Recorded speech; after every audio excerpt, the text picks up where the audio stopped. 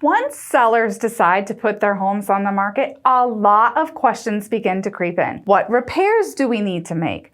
Where are we going to go after we sell our home? And how much should we make the asking price? There are so many concerns and unknowns that it may feel a tad overwhelming. But never fear, Lyndsey's here to take you on a step-by-step journey so that you can feel confident in your home selling decisions.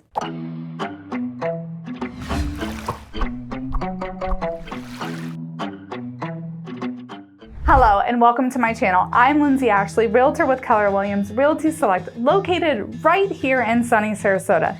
And I love helping sellers as well as buyers navigate the real estate process using my extensive knowledge to make their transactions as smooth as possible. And if you enjoy these videos and find them helpful, please hit that subscribe button and notification bell so you never miss out. I love bringing you informational and entertaining content that helps you explore this wonderful area of ours. The first step you need to complete once you've decided to sell your home is to find a realtor. And when I say find a realtor, I don't mean settle on the first name that pops up in your search. I advise those who are looking to choose a few and meet with them. It's a little like dating actually, and that you need to have chemistry. You want to have a good relationship with your realtor because you're going to be in a lot of contact with them for a while. Ask yourself these questions when meeting with an agent. Do they have a good track record in terms of homes sold or bought?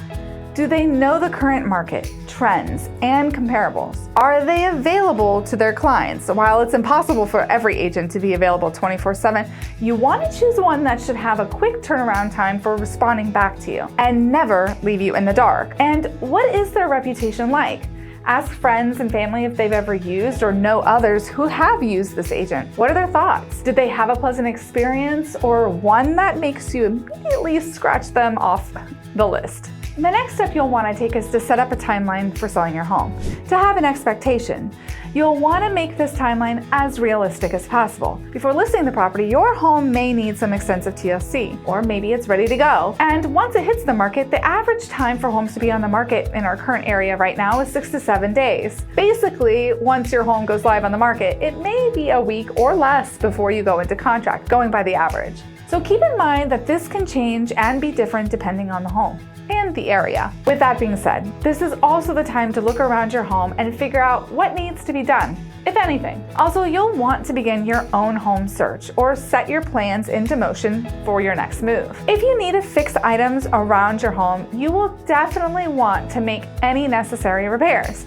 Your realtor should advise you on what will add value to your home and what will not. If you're a go-getter and are curious as to what may require repairing and what you can avoid, you can check out my next video, 5 home repairs you should make and 5 you can avoid when selling your home in 2022. Another step you will want to take is decluttering. It's so important. You want your home to be show ready, and you want buyers to envision themselves as well as their belongings in the home. You'll want to remove personal photos and touches by putting away sports memorabilia, religious effects, pictures, etc. You want the buyers to also be able to see the space of the home, which makes it easier for them to envision their own belongings within. Another important step is to have professional photos taken. I can't tell you how important this is. The right realtor can certainly help you with this step by either bringing in their own photographer or setting up an appointment for one. The last thing you want is a camera phone picture putting your home in an unflattering light. When buyers look at pictures of your home, they want to immediately be impressed, which a professional photographer can do with their talent. Also, be sure to set a realistic price. When I say realistic price, most sellers may think that they can't price their home too high, but there's actually a problem in setting your price too low. Your realtor will run a report called a comparative market analysis and make adjustments to compare your home to others that have sold in the area. This gives you a great idea of where to set that price point. Also, it is better to price ahead of the market and let the consumers drive the price up, rather than playing catch up with price reductions to gain attraction. I see a lot of people doing that in the seller's market right now, feeling like they can sell their house for anything, but it's way more important to sell it at an appropriate price and let the market drive it up. So you're all set to move on. Every feeling you have is telling you that this is the year to do it. But what if you have no idea where you're going once you sell? It's a big concern for many sellers, and rightfully so. So talk to your realtor about possession dates. Being that this is a seller's market right now, this is a big point of negotiation. And depending on the situation, and in this market and in your area, you could go under contract and still remain in the home while you're looking for another property. Your agent can go over this more in depth depending on your situation. And one thing I cannot stress enough to sellers is to be accommodating for showings. No, you do not have to completely rearrange your life for buyers, but you are trying to sell your home, and usually the quicker the better. So flexibility is key, and I recommend scheduling one day a week that is a non-showing day. Yes, in the flurry that is showing requests, it can certainly take a toll if you're having to constantly pack up and leave your home for a bit. So this one day off can really give you a breather. I also recommend that you do not make that day off on a weekend. That is prime time for buyers, so you want to get as many in as you can to see your home. And coming in at one of the last steps is being ready for negotiations. In a perfect world, the perfect offer comes wrapped with a nice little bow, but as we all know, this isn't a perfect world, so there may not be a nice little bow.